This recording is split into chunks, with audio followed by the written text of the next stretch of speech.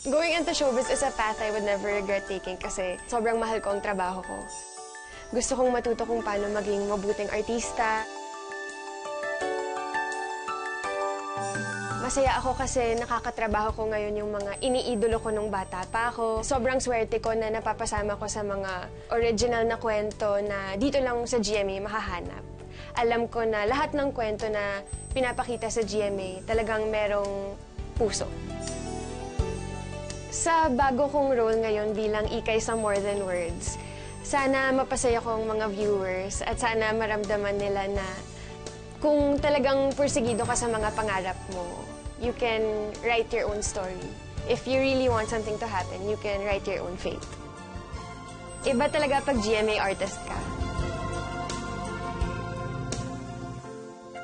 Ako po si Janine Gutierrez, proud to be Kapuso.